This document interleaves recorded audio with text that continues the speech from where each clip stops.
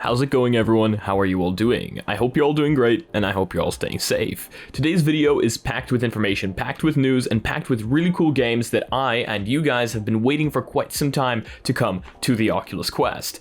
So, let's get right into the video. So, first thing on the list, we have Apple VR glasses. Now, more information about this came out yesterday. A bunch of news sources came out about it. The one that I kind of focused on was the Bloomberg article, which will be down in the description below in case you guys want to read the full thing. But basically what it's talking about is the fact that the VR glasses from Apple are coming as soon as 2022, but they're going to be a very niche product. They're going to be very, very expensive. Why am I not surprised?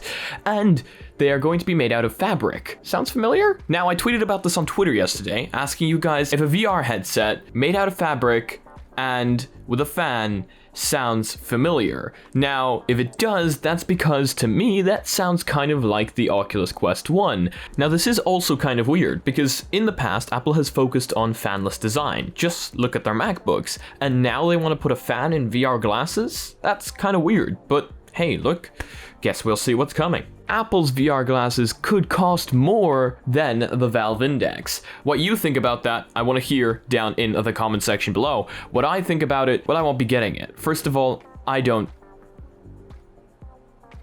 use any Apple devices. I was going to say I don't own, but I don't use any Apple devices. So it would be pretty much useless to me because you bet they're going to make it so that you can only use it with like an Apple iPhone or a Mac or something, because I don't see this thing working with Steam VR at all. And the fact that it's going to cost probably more than the Valve Index and it's going to be a niche product, I don't need that. If I was to spend that much money, I think I'd go with the Valve Index. But it's exciting either way because where Apple goes, other companies normally follow suit. Apple removes the charger from their box. Xiaomi removes the charger from their box. Samsung removes the charger from... It's unfortunate the other companies follow suit in the worst possible ways. However, that's not something that we can control. Hey, at least Xiaomi gives out the charger for free. Makes me wonder, will Apple's VR headset have a headphone jack? Or will it require a proprietary lightning port dongle? Note.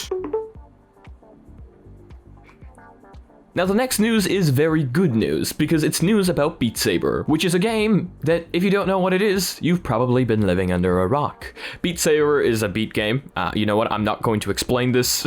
There's no point. Beat Saber is getting 90hz support. Finally, we've been waiting for this for quite some time. That update is going to start rolling out, and I do feel like I need to mention this. This update is Quest 2 specific, so the 90hz part of this update is only for the Quest 2, not the Quest 1. However, the rest of this update, which is also pretty exciting, does also hit the Quest 1. As we all know, the Quest 2 supports 90hz on games that have implemented it, and Beat Saber being a beat game, being a rhythm game where you have to hit the blocks to the rhythm, and speed matters, and fluidity, is that even a word? Matters. 90hz is going to come in very, very handy. So you will finally be able to see higher than 90 FPS in the game. The other changes, most of them are still Oculus specific, however, they do also jump onto the Quest 1 and the Quest 2. So there's now support for Oculus group launching, letting you jump straight into multiplayer with friends in an Oculus party, you know, like when you guys are chatting in the Oculus party, you guys can jump straight into multiplayer together, not having to search for each other's servers.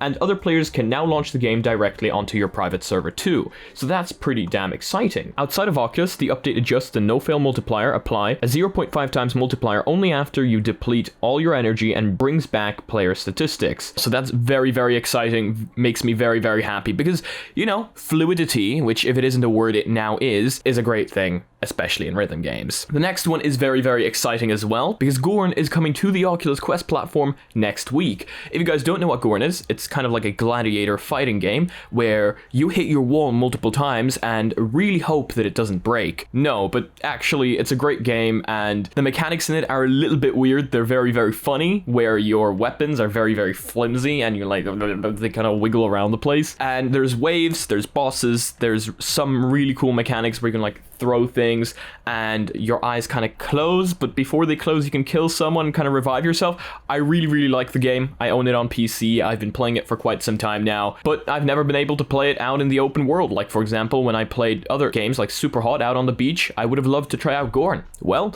that's now going to be possible. 25th of January 2021, Gorn is coming to the Quest platform. Let me know what you guys think. Are you as excited as I am for this one? Because this is great, honestly. I would love if more PC VR titles could be ported to the Quest like this one, because there's just so many amazing PC VR titles that could really be ported. Now, I'm not a developer, so I'm not saying it's easy, but we would absolutely love that. Now, this one is an article from Upload VR that I saw when I was kind of searching out for news, and it says that Facebook's Andrew Bosworth says, "I want to differentiate our products on the basis of privacy." And this is based on a pair of notes written by the head of Facebook Reality Labs, Andrew Bosworth, and published internally to company employees. And basically, we got our hands on it. I'm not exactly sure how we got our hands on it, if it was published internally, but hey, we have our hands on it. If you guys want to read the full article, it's going to be down in the description below, but I'm going to read a little bit of it right here. Andrew Bosworth to Facebook Reality Labs. "Starting in January, we are changing the way we approach product development in Facebook Reality Labs. Instead of imagining a product and trimming it down to fit modern standards of data privacy and security, we are going to invert our process. We will start with the assumption that we can't collect, use, or store any data." Now, this is exciting because the main problem right now with people with Facebook on the Oculus Quest 2 is that privacy, is that data. So this seems to be going in the right direction. The burden is on us to demonstrate why certain data is truly required for the product to work. Even then, I want us to scope it as aggressively as we can, holding a higher bar for sending data to the server than we do for processing it locally. So again, the full article is going to be down below in case you guys want to read the full thing, but what I'm getting from this is they're going to start taking data privacy more seriously. Whether you believe them, whether you don't, is entirely up to you. I'm going to say I'm going to hope it's true, and I'm going to hope that what's happening is good. And the last thing I want to talk about, because this has been floating around in the comments recently, this has been like kind of mentioned to me multiple times, and I did mention it in a pinned comment, the Tundra trackers. Yes, the trackers that we were talking about, the new cheaper alternatives to the Steam VR trackers, the Vive trackers, the Valve track. I know I called them incorrectly like multiple times in the previous video. I need to Google this. It's a Vive tracker. Okay. Cheaper alternative to the Vive trackers. Tundra have released a video on YouTube showcasing the tracking abilities of these trackers. A lot of people had issues with them being tiny. They were hoping that basically, even though they're tiny, the tracking is still going to be good. Because, you know, for tracking, you need a certain amount of points, and the smaller the device is, the less of those points you have to track. But Tundra seemed to have mitigated all of our doubts, well, mine anyway, because in that video they released, the tracking seems to be absolutely great. They seem to be just really good at tracking, and I mean, I'm looking really forward to these. I'm really looking forward to being able to see these and maybe even buy them, if they're not like $2 cheaper than the Vive trackers. Let me know what you guys think down below. Are you excited for the Tundra trackers? Have you seen the tracking video? And what do you think of the tracking? And more importantly, because these trackers support that, and so do the Vive trackers, what else would you use these trackers for except for full body tracking? Because you can use them as prop tracking and like other thing tracking. So let me know what you guys think down below. Now, if you guys made it this far into the video, we're gonna do our little segment again where we go onto Reddit and check out your spicy memes. So without any further ado, let's open Reddit right up and see what you guys have been posting recently. Reddit, there we go. That nod of disappointment when somebody doesn't like VR. I did that yesterday when I had to pay 21% tax on my Paperspace virtual machine, and yeah, someone memed it. Good job. Quality meme. Just quality meme. Careful, he's a hero. I mean, I can't deny that. You know? But damn, that is some quality Photoshop. Clearly a lot of work. Blends in perfectly, you know? Just 10 out of 10. Someone just posted 360 views on latest video. Are you guys just, do you guys just do that? Do you guys just wait until the video hits 360 and just take screenshots? Because that's pretty funny. Not gonna lie. Someone posted me in 2005. God damn it, guys. God damn it. Why? Guys, look at that. Look at those bangs. Look at that. Damn. Look.